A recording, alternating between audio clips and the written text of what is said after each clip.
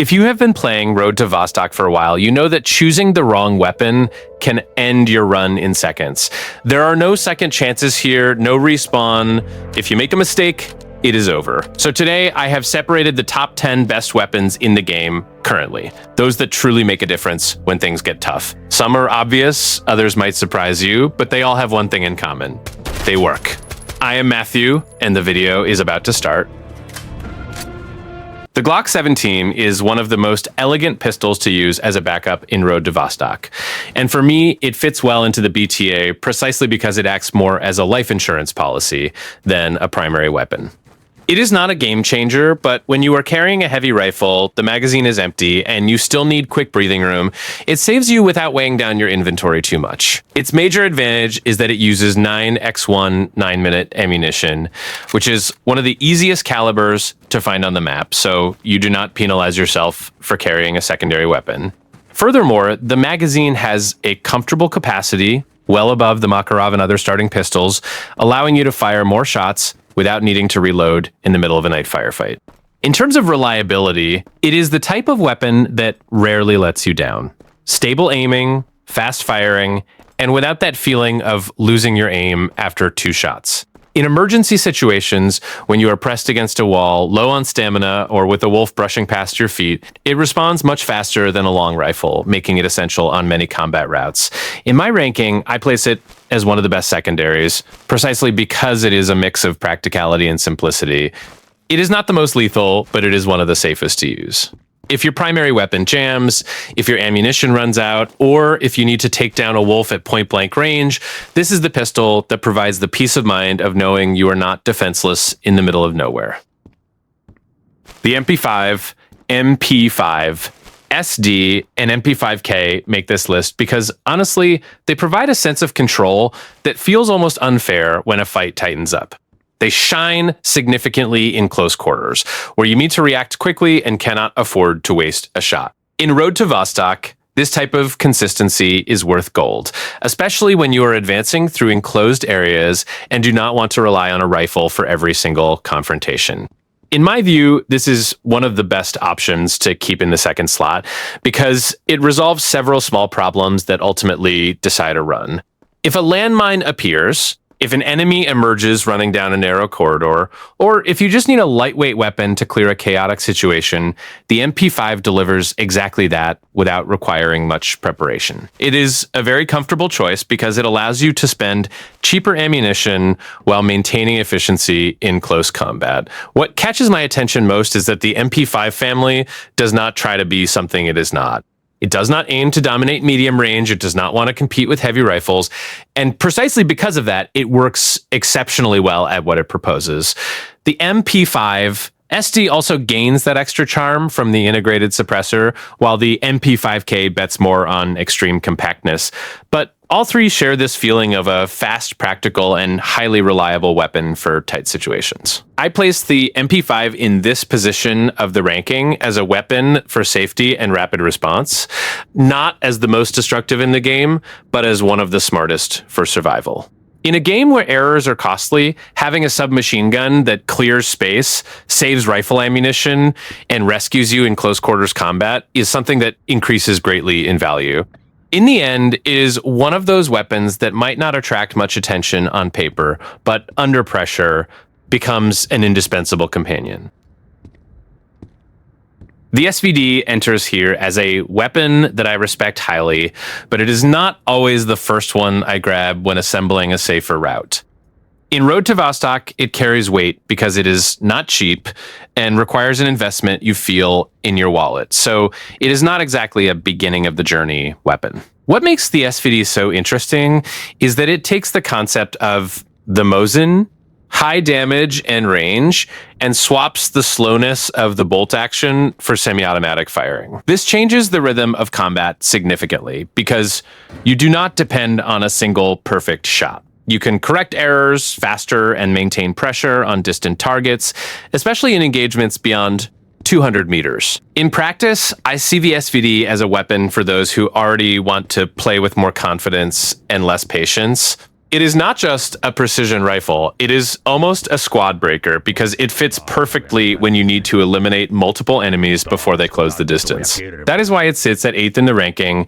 It is powerful, stylish, and highly efficient, but it still lacks the same versatility as the weapons higher up the list. For me, it is the type of weapon that shines when the player already understands the map, knows where to position, and wants to turn distance into a real advantage. You know that feeling of picking up a weapon and sensing it was made for that specific place?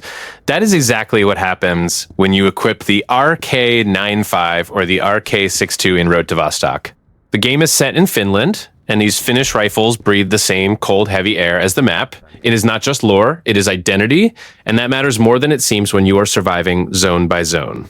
Now, in terms of raw damage, it shares the same 7.62 caliber as the AKM, which is already a strong card in hand. This caliber is known for bringing down enemies consistently without relying on lucky headshots or excessively long bursts. You shoot, and the target feels it. Simple as that. But what truly places the RK above the AKM in this ranking is ergonomics and modularity. The sightline is cleaner, which makes a real difference in medium engagements. Those encounters that are neither CQB nor long distance, which is where most confrontations occur in the game. In addition, it accepts optics with much greater ease, so you are not stuck with iron sights when the game demands more precision. It appears on guards in the border zone and costs around 700 euros on the market, making it accessible before you dive into the more dangerous zones. It is not the sexiest weapon in the arsenal, and there are better options further up this list. But if you want reliability, a heavy caliber, and still want to maintain that authentic Finnish vibe of the game, the RK deserves total respect in 7th position. The AKM is a weapon I would place in the category of never abandons you. In Road to Vostok, it delivers a very strong sense of safety precisely because it does not try to be overly sophisticated. It just works. And for a survival game, that is worth gold, because you do not want to rely on a beautiful weapon that leaves you stranded in the middle of a bad encounter. Its greatest asset is the combination of power and availability. The 7.62 caliber has real weight, so every shot matters, and this alone makes the AKM appear much more dangerous than several later options. Furthermore, since the ammunition and PBS ballistic suppressors are easy to find in common crates, it ends up being a very practical choice for those who want to keep their inventory simple and efficient. There is also the issue of maintenance, which I consider a massive point in this type of game. The AKM is cheap to sustain and easy to repair, so it fits perfectly into the mentality of a survivor who needs to think long-term, not just about immediate performance. This takes a huge weight off your shoulders because you do not feel afraid to use the weapon all the time. For me, this 6th place makes complete sense. It might not be the most stylish or refined weapon on the list, but it is exactly the type of equipment that carries an entire run on its back without causing drama. When you want consistency, accessibility, and real impact in combat, the AKM is an absurdly reliable choice. The Mosin Nagant in Road to Vostok is the type of weapon I always retain in memory as the sniper that does not let you down. It is cheap, simple, and yet brutally efficient, which is exactly what you want in a survival game where every resource counts. Instead of looking like an elite toy, it gives off the impression of being an old tool of war, but one that is still ready to break things. Its strongest point is the single shot damage. The 7.62 caliber is heavy enough to prove that a headshot from the Mosin is rarely forgiven. You hit well, the enemy drops, period. This makes it intimidating even for enemies who are not equipped like the heaviest targets in the zone, so it performs exceptionally well in long-range combat, particularly when you are infiltrating. It is also very simple to maintain because the ammunition is common and relatively easy to find, which is rare for a precision rifle. Instead of worrying about rare bullets or expensive supplies, you can invest in positioning, observation, and patience. This makes it one of the best companions in the early and mid-game stages. Before you gain access to that high-level sniper arsenal, the 5th place is fair. It is not the most refined, but it is one of the best clubs in the game. If you know how to position yourself well, use the terrain to your advantage, and stay calm, the Mosin can dominate an entire map without you needing to spend half your run just on ammunition. It is simple, loud, old, and yet terrifyingly efficient.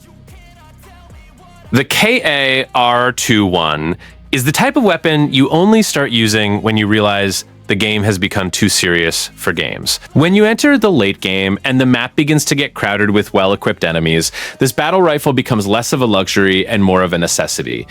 It is as if you finally have permission to pick up a combat hammer and break everything in front of you. The .308 caliber is one of the most destructive in the Road to Vostok arsenal, and this shows with every shot. The KAR-21 simply ignores helmets and medium armor with a naturalness that is frustrating for whoever is on the receiving end. In zones like the apartments where you encounter enemies with heavy gear and good cover, this weapon makes you appear a little less vulnerable even in medium and long-range combat. The downside is that this efficiency comes with a price: scarce ammunition. The .308 is not something you find filling every container, so you need to learn to economize, choose your shots with more composure, and avoid shooting on impulse. This transforms the KAR-21 into a weapon that demands a bit more discipline, but when well utilized, it rewards every reserve of ammunition. For me, the fourth place is very fair. It is heavy, demanding in terms of resources, but also one of the few rifles that genuinely changes how you view high difficulty zones. If you want to sweep hostile positions, break armored enemies, and feel that every shot carries weight, the KAR-21 is one of the best weapons in the game. The M78 has that aura of a weapon that you do not simply buy in a store or find lying around in some random container. It is obtained through a secret mission, trading the KP-31 with the village trader, and this process alone says a lot about what to expect from it. When a weapon requires extra effort to be conquered, you already know the game is warning you. This here is different, and the difference appears the moment you pull the trigger. 50 damage per shot is the same number as the Mosin, that bolt-action sniper I showed you earlier on the list, except the M78 does not force you to reload between each shot. It has a 20-round magazine and fires in automatic mode. Think about that for a second. You have the destructive power of a sniper, but with the rate of fire of an automatic rifle. 2 shots to the chest, and any enemy goes down, whether they are armored or not. This transforms it into a weapon that redefines encounters. Instead of calculating angles and praying you do not miss the first shot, you can act with more aggressiveness, pressure positions, and still have a margin for error. This is massive in a game where every poorly planned encounter can end your entire run. The third place makes complete sense, but it could even fight for second place easily. What holds it back slightly is the procurement process and the rarity of the ammunition, which require you to organize themselves well before relying on it as a primary weapon. But when it is in the backpack and well supplied, the M78 is simply terrifying. The type of weapon you show to the enemy, and they have already lost. If you have ever dreamed of having that weapon that looks like it came straight out of an elite military kit, the Menk 18 and the HK4, 1.6 are exactly that. They do not appear in just any random crate, nor do they drop as common enemy loot. You need to pay a high price at the trader for them to enter your run. And honestly, the price already warns you that you are entering another category of equipment. What impresses me most about them is modularity. These weapons accept almost all types of advanced optical sights and suppressors in the game, which leaves you super flexible in your build. You can choose between longer zooms for medium distance situations or more compact scopes to maintain a fast combat rhythm, all without needing to swap weapons. This makes the gameplay experience feel much more tactical and professional. In terms of practical use, the 5.56 caliber delivers an absurd balance between recoil control, fire rate, and accuracy. In medium-range combat, these weapons become surgical. You aim, press, and the enemy simply begins to disappear if you know how to position them correctly. The suppressor also helps significantly to keep you discreet, which carries a lot of weight in saturated zones or when you are trying to pass through routes without initiating a mass firefight. The second place is hard to dispute. They are not the cheapest, nor the simplest to find, but they compensate with brutal versatility and shot control that you feel firsthand. What really holds them slightly below first is the high cost and the dependence on attachments. To truly shine, but if you can afford the build, the MK18 and the HK416 become weapons that can guide practically any playstyle.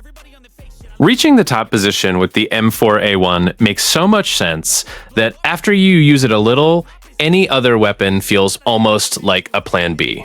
It is treated as the definitive weapon of the current meta, and this is not just hype. You feel this superiority in the way it behaves in combat. From the first encounter, it gives the impression of being a weapon that was made to be your right hand until the end of the run. Its ergonomics is one of the points that carries the most weight. The M4A1 fits naturally into your playstyle, whether you are shooting at short, medium, or even long range. The recoil is controllable in a way that you do not need to keep making manual adjustments all the time. The shot pattern remains stable, which helps tremendously in fast firefights where you need to adjust your aim on the move. This makes you feel more confident even when the map is packed with enemies. When we talk about armor penetration, the M4A1 shines even more if you are using M85 5A1 ammunition. In deep incursions where enemies begin to appear with heavy vests and more expensive items, this combination ensures that you do not get stuck on bullet resistance. The shot pierces armor without massive loss of efficiency, so you do not need to keep searching for a perfect headshot all the time. This is huge because it completely changes your risk-reward ratio in every encounter. The first place is logical, not because the M4A1 is the most exotic or the rarest, but because it fits into everything. Early, mid, and late game, it adapts. You can use it in fast close quarters engagements, in defensive positions, or even in medium range firefights without needing to swap weapons all the time. It is the weapon I would trust my life with the most, so if you are looking for a single reliable choice for the center of your arsenal, this is it. Trust me, there's nothing wrong. I just need to carry on, cause society's a myth put there to make you sit. Listen to what they give. Don't ask questions, shut your lid. Yeah, don't ask questions, shut your lid.